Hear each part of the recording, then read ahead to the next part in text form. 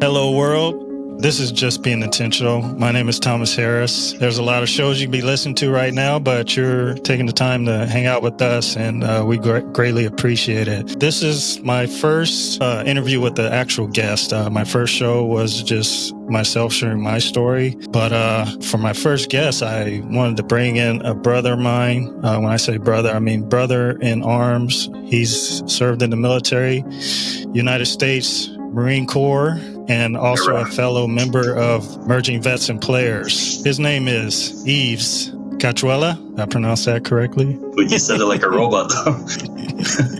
Yves, my man, U.S. Marine Corps. Let's go. How you say it? Hoorah? How you guys say it? Hoorah? Hoorah. I've heard it too many times. I just get tired. I just kind of drown it out. But yeah. Welcome to the show, brother. I appreciate you coming on. It's a pleasure to have you here. Thanks for having me here. You know, the gist of this show is we're just having people on and they're just sharing their stories, stuff they've overcome, what got to them to where they are today, and just life experiences. We want to try to encourage people to just kind of keep going with their lives and share some positive moments, share some stuff that's been incredibly difficult. But it's your story. I didn't write it for you, but I wanted to bring you on because I thought you would be a great guy to have on to just help the rest of us to learn to understand people better in our lives. But with that being said, what's your story? Like, where did you come from? Share some pivotal moments in your life that have shaped who you are today. Let's kind of start from the beginning. Where are you from? Where'd you grow up? I was born in the Philippines, born in the mud hut. Birth certificate, it's just a piece of paper and it's handwritten notes, not a real birth certificate. But that's how it was back in the day, in the 80s. But I was born in the Philippines and then came here to America. My grandfather fighting the war with MacArthur, actually, and he was actually MacArthur's guide during the war. And after his service or after they left, he was like, "Hey, you want to bring your family over?" So he just brought the whole family over to America. And that's how we got there. How old were you at that time? I was 2 years old at that time. 2 years old? Wow. Yeah. And then we resided in San Francisco. Stayed there for up to my teenage years, from like late 80s to 2004 after 9/11. Wow. So you don't have a lot of memory about the Philippines, obviously, since you've been here since you were 2. Well, we go there, visit and stuff, and I see the poverty and then the way it's upgrading itself, like with infrastructure and roads and pavement. Because when I came there when I was like 7 or 8, like the airstrip was a dirt. Like it's not even a runway. There's no asphalt. It's just dirt. And then the next time I went there was like 13 years old, and they had pavement. Little upgrades that you could see it develop. It's from jungle to like city. Yeah. So that was pretty cool to see. So yeah, like I said earlier, can you share a pivotal moment in your life that made you who you are today? During that time, I was when I met my wife, I was already 16, going on 17, and I was into that gang shit.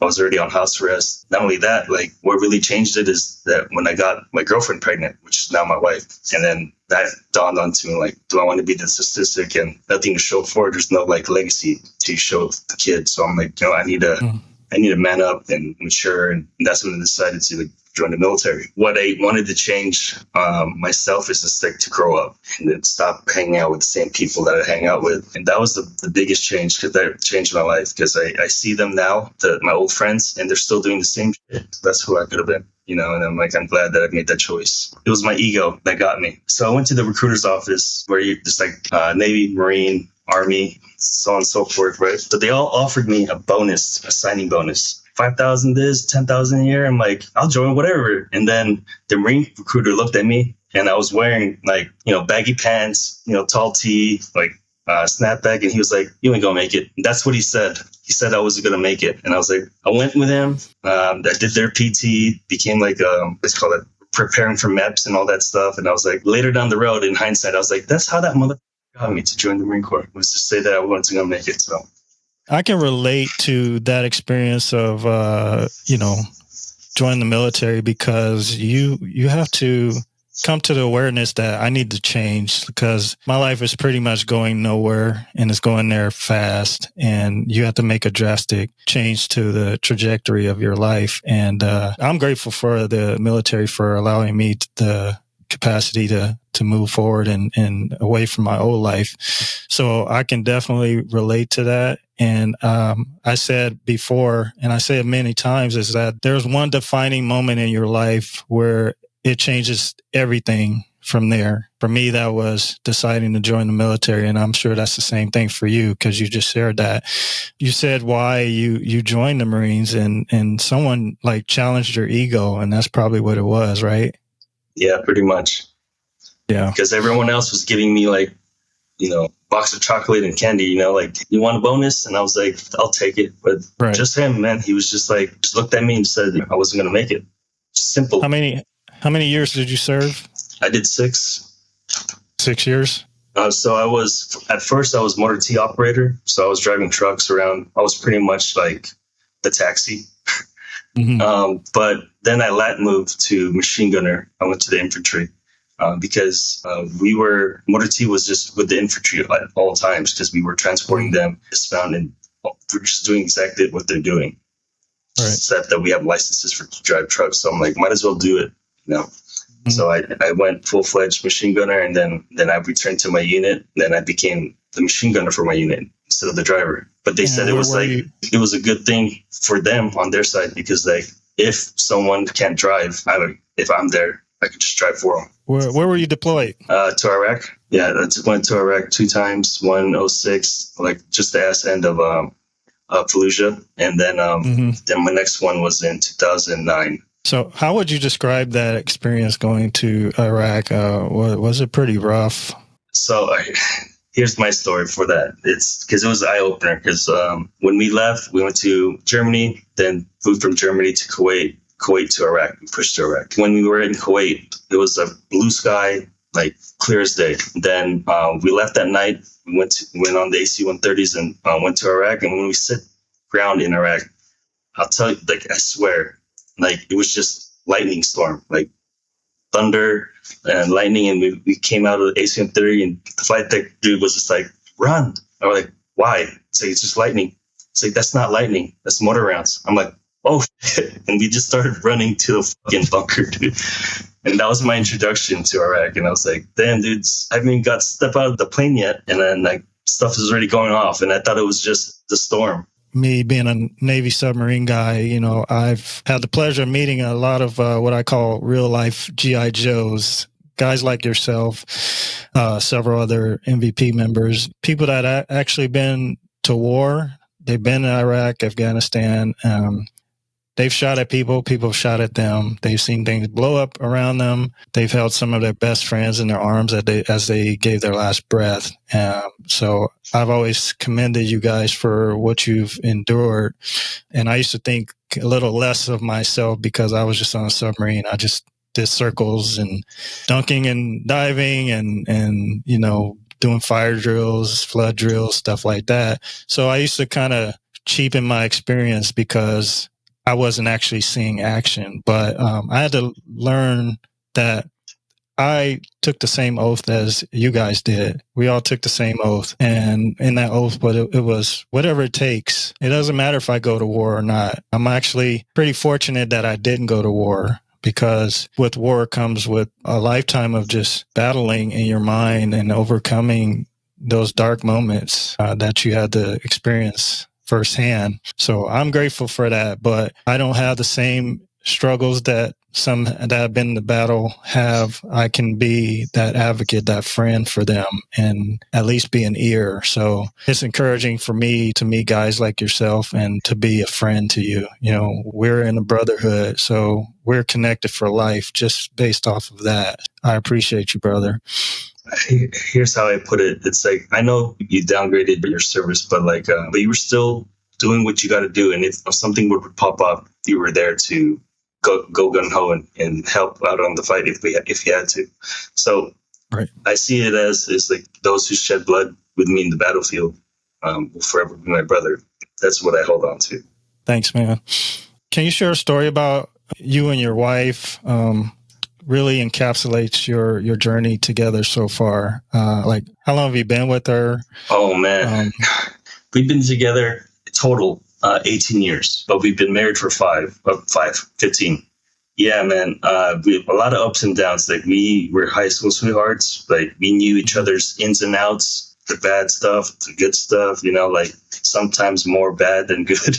But we were also trying to mature at the same time and see what we could do to help each other. And it was really hard. It was really hard after I graduated college, actually, because my goal was to have kids after I graduated. The only reason why I said I had to graduate college is because I wanted to invest my time to the kids. I don't want to be out in school and she's not having any help. Like, no, I want to be there because I truly believe that if like you have kids, like at least dedicate a lot of the time to them. Yeah, you got to work, but then like that's what you got to do. But then that's if I could control me spending time with them, then I would do that.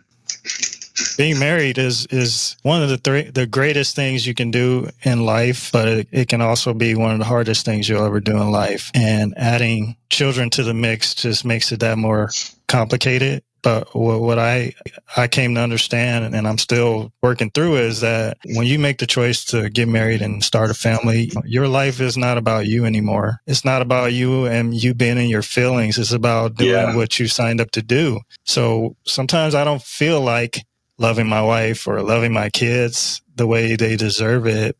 And that's when I'm in my feelings. I'm like, I got to get over myself because it's part of the deal. The husband, the father is sacrificing for his family. They're number one priority on this earth. And as long as you have them, they can unfortunately be taken away from you. But while they're there, you are solely responsible for them. Yeah, marriage. Let me tell you when I on my bottom low. So let me back up to one of the things that was most important to me is that I was a machine gunner, right? And I was always part of a team. I was always part of a fire team. I was always part of Guardian Angel, like watching Overwatch, being suppressive fire. So it's like I'm always with like a team of guys. And then we always communicated, and that was like the camaraderie, the brotherhood. And that was the biggest thing I couldn't let go after leaving the military. I felt alone, like I didn't have any purpose. I was like, what do I do? Like no one wants a machine gunner as a friend in the civilian world. Right. So it's like trying to like assimilate to the civilian life something that is not like relatable to the civilians itself. So it's like really hard to connect. And not only that, like I had PTSD and I was still dealing with trauma that I was still facing and that I was in denial. Like what got me help was my mom. My mom said, my mom said, my son left to Iraq, but he never came back. That's what my mom said. And I was like, damn, that fucking hurt. Because like that tells me that she sees me, but I'm not the same person, Got me to like, all right, I got to go to this mental health. I got to be evaluated, check on like what's on my mind, what makes my attitude this way. Just I used to how to learn myself. Right. I like to use analogies a lot, and being a movie guy, I love to use movies as analogies. You seen Back to the Future? Yeah. Of course, who hasn't? So, you'd be surprised people haven't seen it. There's the part where Marty goes to the future and then he returns back to 1985. But when he returns, it's not the same 1985 that he was used to. It was an alternative 1985. Right. And it was a world that he did not recognize because it was happy and sunny and shiny and all that stuff, but then it was dark. That analogy for me makes me think of those of us that have served, especially those that have, really been in it, really deep into that military lifestyle where everything is pretty much the same every day for however many years that you've served.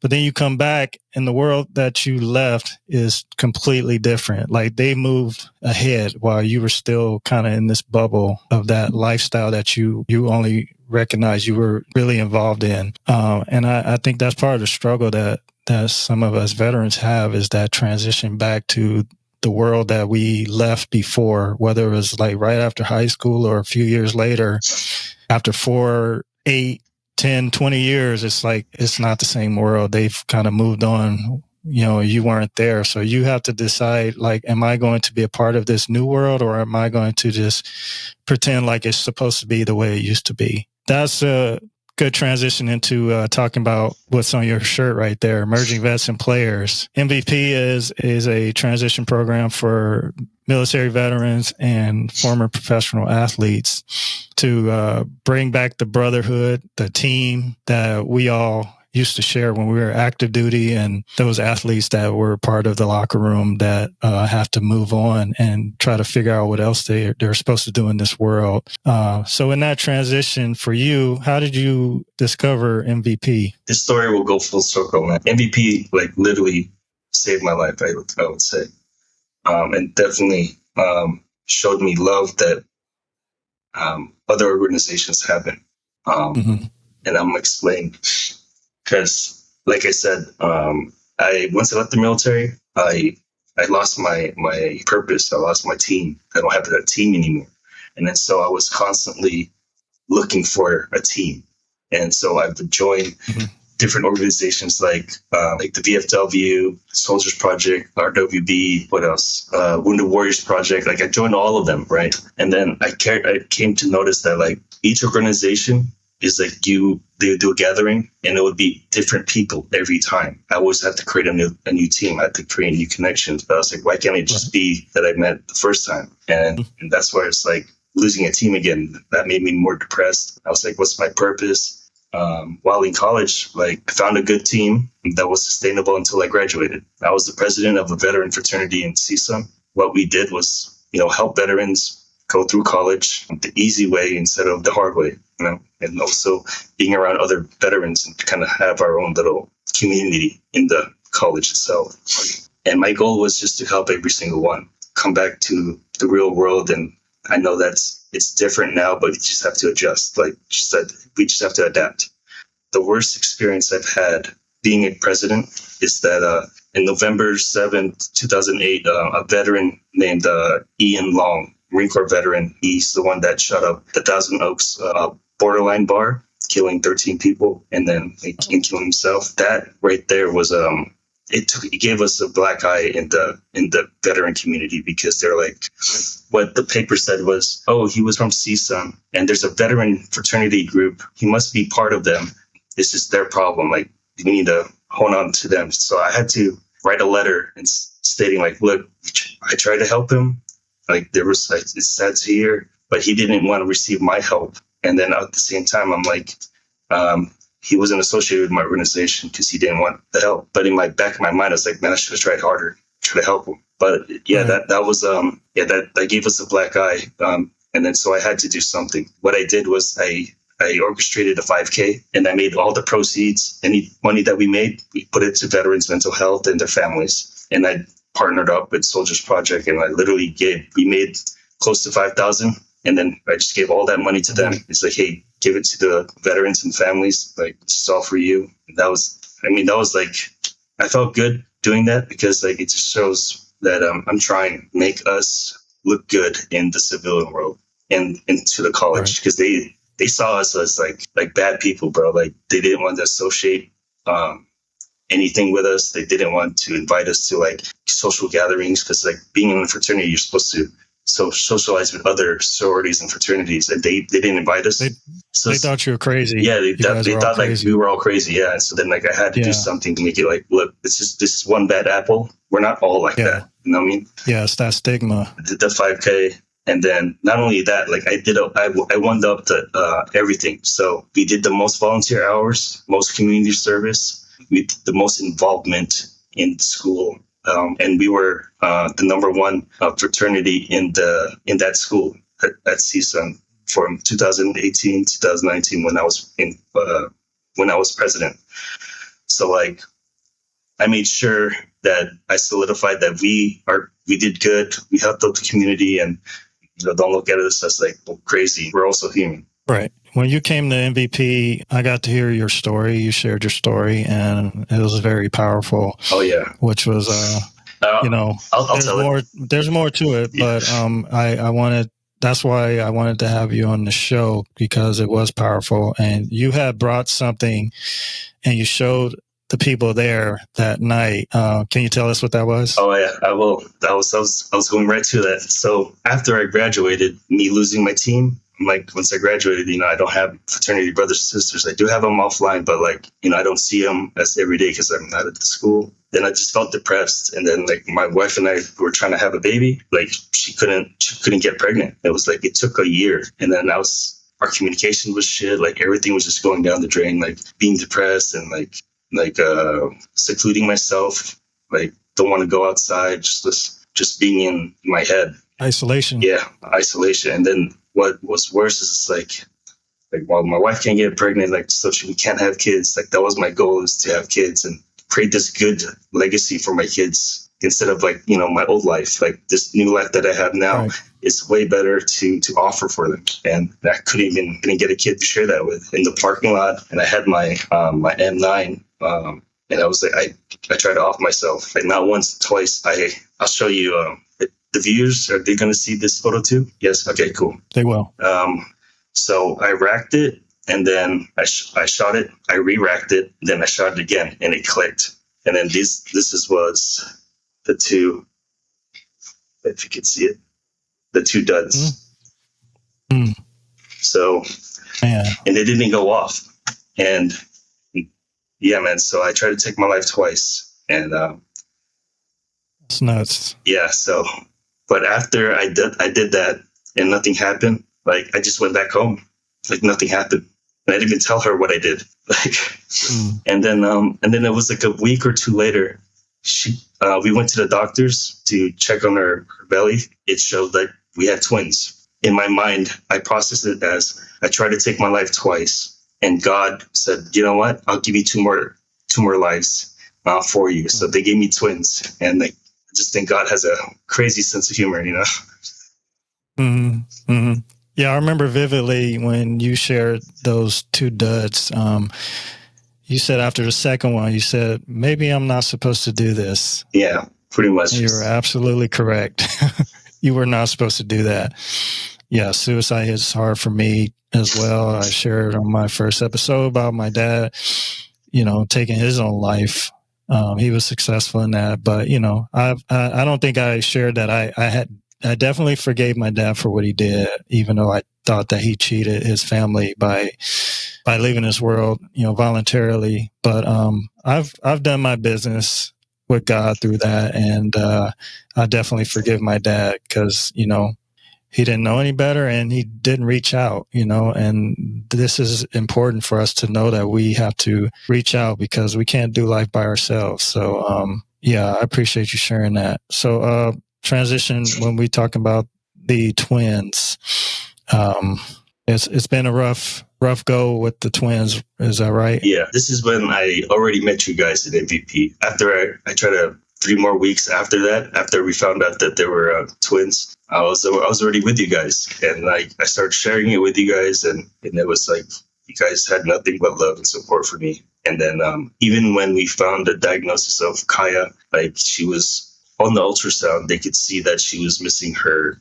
cleft lip and palate, and her brain was underdeveloped, and she was already missing her leg, and then and missing some of her fingers. So then and I expressed that to you guys, and you guys just had nothing but love. And the best part of it is that it was never like new faces. It was just like the same constant, like the normal, like, that's what I wanted, like a team. Mm-hmm. Once I clock in, the usual suspects. Yeah, and that's what I loved about MVPs, because they were consistent, and they were true to that, because every other organization, every event I went to, is just like different people every time. I have to build new connection, I got to work for friendship, but instead of with MVP, just like we were just family as soon as we said hi, and it was just like that. And that's why I've been charging here in the Nashville area to get something going here, because I believe in the program, the love and respect I have for my peers in our organization. I want to keep that going. I want to just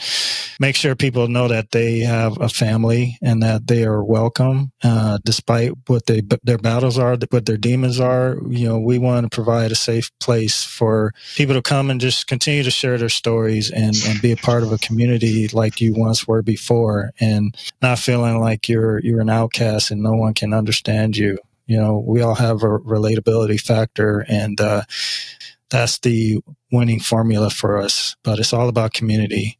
Again, back to the twins. You have one that has some impairments, health issues. Yeah. What she was diagnosed with is lissencephaly, microcephaly, syndactyly. She has hypothyroidism. She has cleft lip and palate, missing. She had ambiotic band syndrome on her fingers. They were amputated in the womb. Then the umbilical cord also wrapped around her neck, so her brain wasn't fully developed. So there was like an indent of where on her forehead. There was a lot of things wrong. What happened was is that her DNA sequence, the DNA or RNA, whatever, they matched, but they matched incorrectly, and then it just did that. It just multiplied from there, and it just got worse and worse and worse. And like I said earlier, marriage being as hard as it is, that's just added stress on your relationship with your wife. You're trying to be strong. You're trying to be the supportive husband, but you're going through it just like she is. But you being a Marine also, you're trained to just toughen up, Buttercup, and not show any signs of weakness. Yeah. So how does that all play in that? For me, it was a lot of thinking, a lot of logical thinking, and how to make things better for everyone else. So I would make the decisions for my wife, so she wouldn't have to. So she wouldn't have to make those hard decisions. Like, I would invest my time into how can I make her comfortable, and how can I make Kayah, my daughter, comfortable, and just learning about her disabilities and just feed off from her emotion. Because obviously she can't communicate, or my daughter can't communicate. So I just have to go through it with her, and be at the moment. But at the same time, I put all of my time onto Kayah, and I didn't pour any time for the other one, which I kind of regret. But at the same time, I don't regret, because Kayah passed, and I'm glad that I spent all that time with her. And but at the same time, I didn't spend kind of the other one, And I felt shitty about it, because she would tell me, "Daddy, I want to play." I'm like, "I'm watching your sister. I got to make sure your sister's safe." And then I would just push her off, And now that I think about it, I shouldn't have done that. No. Well, I just want to encourage you. You still have time, brother. Yeah. She's what, 3 years old? Yeah, she's 3. She's 3. So it's been what, 2 or 3 months since Kayah passed? Mm-hmm. Yeah, I remember seeing your stories on Instagram, and I had no idea, so I wanted to make sure I reached out to you when I heard the news. But I'm gonna keep praying for you for all that you've been going through, and just encourage you to keep going for you and your family. So 2020 was the motivation, if you will, for this show. With all the events that were happening in 2020, it was a rough time for a lot of people. What was it like for you as we close? It was chaotic, I would say. Here's how I would say it, because Kayah was in the hospital for 6 months straight. So it was just me going back and forth from Lancaster to Children's Hospital. And that's about a 58-mile drive, right? Back and forth. Mm-hmm. So with COVID around, since no one was out, the freeway was free. And I was just speeding right through, going to the hospital within 30 minutes. But then, and that was helpful for me to get to her as quickly as possible. But if there was no COVID, it would take me an hour and a half, 2 hours, I have to plan more. But I mean, COVID helped me to get to her faster, and that's kind of a blessing in disguise. Yeah. Huh? Well, before we go, I like to, because the show is called Just Being Intentional, what is it that you feel that you need to be more intentional about? The things that you're supposed to do, you just got to just get it done, get her done. Actually, I just had a conversation with my wife about this, is that I'm going to be more intentional about how to prepare her for the challenges that she's going to face throughout life. For example, how to value herself, how to cope, how to use logic, not her emotion, and how to listen to understand and not listen to respond. And make sure she has self-care. And I'm trying to, my intentional values, I would say, is like I'm building a structure and the foundation with discipline, respect, and empathy. That's great, man. I think all of us could use a little more intentionality in our lives these days. You know, the days are hard, and we just have to be intentional about being intentional. Yeah, it's also keeping me. It's also keeping me accountable for my actions, also, because I have to prove and show her the right way, and I can't be the one messing up. And then like she'd be like, "Well, how can you say that, Dad? You're doing the exact opposite." You know, I have to be accountable and have integrity. Yeah, I appreciate you coming on and sharing your story with us. Always good to talk to you. I don't want you to shy away from reaching out if you ever need someone to chat with. I'm here for you, brother, and I'll try to be mindful to just keep checking on you myself. It's been a while. I'm glad we connected again, but let's keep it moving, and I'll keep you updated on what's going on with MVP here in the Nashville area. But I thank you, brother. I'll be continually praying for you, and love you very much, man. Appreciate you, Blessings to you and your family. Thank you. Okay. All right, man. Good chatting with you. Talk to you soon. Love you too, man. Hey, before we go, I wanted to make mention that Yves has a GoFundMe for his daughter. Can you tell us what that GoFundMe page is? The GoFundMe page is for her medical expenses and medical bills that we're receiving, and for the funeral.